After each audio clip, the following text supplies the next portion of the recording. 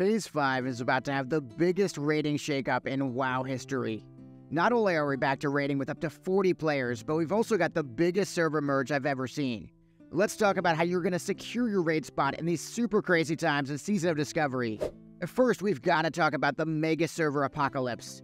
Most guilds are going to be transferring to one of two servers. There's going to be a massive PvP server and a massive PvE server as well. Most likely, if you're not planning on transferring, you're going to have to find a new guild. If you do plan on transferring, though, there are going to be so many new guilds forming with the mega servers. It's going to be like rush week in a college. It really is going to be the perfect time for a fresh start. To better help with your fresh start, we're also going to be having flex raiding. In Zul'Gurub, you'll be able to raid with 10 players, but all the way up to 20 players if you want to. Meanwhile, in BWL, you'll be able to raid with 20 players, but bring it all the way up to 40 players if you want to. Hold on there, partner, because if you're thinking about parsing with more than 20 players, you've got another thing coming. And if you got a problem with that, you better voice your displeasure on the Warcraft Logs Discord, or maybe in the comment section below. In pretty much all cases, bringing more players is going to make the raid significantly easier. The downside to look out for is a lot of guilds are going to reserve certain items just for their guildies. So sure, it's going to be super easy to fill in that last spot on a pug, but you're probably missing out on Nelth Tier, or you're probably missing out on DFT. Overall, most groups are going to be really happy to add an extra healer or two to their core, but really the extra spots are going to be almost all DPS. We're talking Shadow Priests, Pharaohs, Boomkins, Shamans. We've also got to talk about the new raid affixes and how they're very likely going to change your raid comps. Doing the raid with affixes is likely going to result in additional loot and cosmetic loot as well. The result is that every single guild is going to want to do at least some of these affixes. Currently, the affix system only requires you to pick 3 of 5 possible affixes. The thing is, your raid comp will change based on which affixes you bring. For example, with the red trial, you'll definitely want to bring 2, even 3 extra healers, because there's this dot that gets applied to players, and they just have to get above 90% or they eventually die. Meanwhile, with the blue affix, you have to soak these huge AoE explosions, so the more DPS you bring, the easier that mechanic is. It's not just affixes though, because we've also got those old Season of Mastery mechanics. For example, Ebon Rock and Flame Gore, they basically have this 4 horsemen mechanic, and that's where having extra damage is really going to be a big help. So with that in mind, let's talk about the optimal raid comps for Phase 5.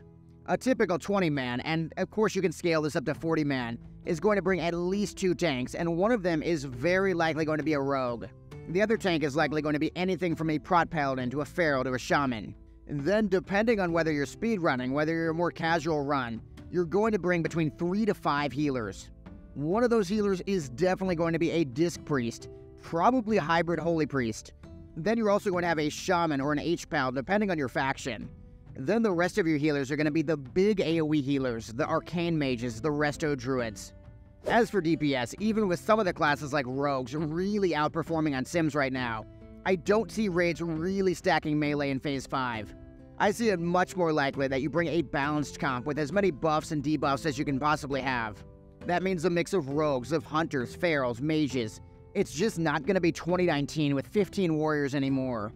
Ultimately, sure, you could bring a lot more melee and make a fight like Vale way easier, but then you're making a fight like Firemaw much more difficult, especially with some of the new mechanics. So with our typical balanced comp in mind, let's talk about some of the very best classes that are going to have the easiest time getting a raid spot in Phase 5. At number 6, we have the Warlocks. Warlocks are already begging for a raid spot with their insane utility, and also they're just a really rare class to find. You're not going to find very many Warlocks out there. Just a quick aside as well, there are no teleports in BWL for some reason. It's extremely frustrating, but it makes Warlocks that much more valuable for summoning. Even better, on the PTR, they're above average. They're doing 4,300, 4,500 DPS.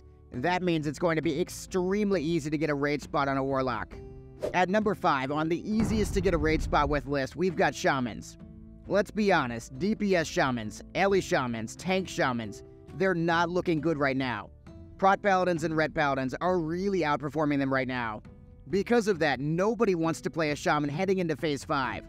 Think about it though, first, you're probably getting some kind of buff in the near future.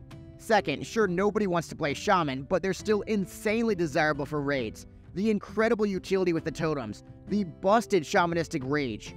I don't think most raid leaders have thought about how busted shamanistic rage is going to be when you stack 5, 6 of them, especially in those 40-man raids. Then to round off Shamans, we've got Resto Shamans. S-tier healers, every single group is going to have at least one. At number 4, we've got Priests. Shadow Priests on paper, they got a significant nerf to Vampiric Embrace. Blizzard tried to make up for that by giving them a 200% increased crit damage on all their spells, not just dots.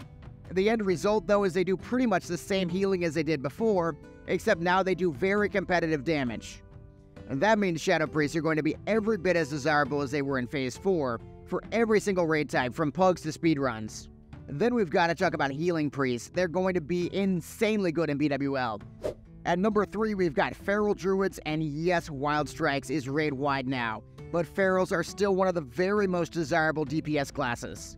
They can do over 5,000 DPS, they can tank, they can do pretty much everything.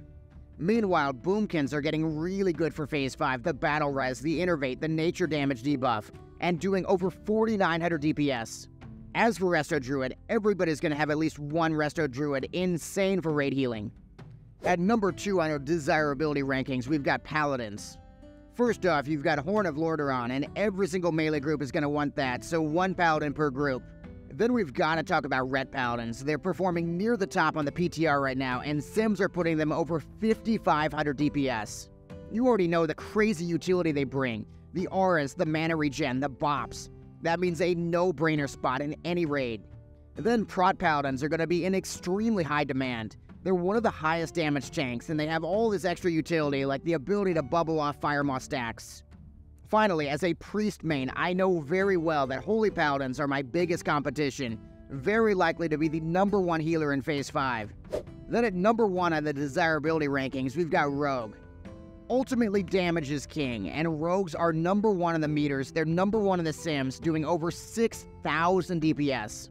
Better yet, there are multiple viable builds, with everything from the Zulgur upset to Bloodfang and Dark Mantle, so stacking Rogues really won't be this huge resource drain. Then you've got the ultimate card you can pull out, which is that you can main tank, you can off tank at a second's notice. Remember, we're playing Classic. Pretty much every group is just sitting around all day waiting for a tank. It's not like Rogue Tank is a meme either. Current Rogue Tanks on the PTR can basically sit there for minutes at a time without even getting hit, making them ultra overpowered. So picking the right class in Phase 5 could drastically improve your Phase 5 experience. Really, whether you're a casual player or a hardcore raider, there's still time to make that change. What class do you think is going to be the best in Phase 5? To me, it's probably going to be Rogues, but I want to hear from you in the comments below. Then don't forget to share and subscribe for some tier lists coming very soon. Click on my Phase 5 guide next to get as much information about the new phase as possible.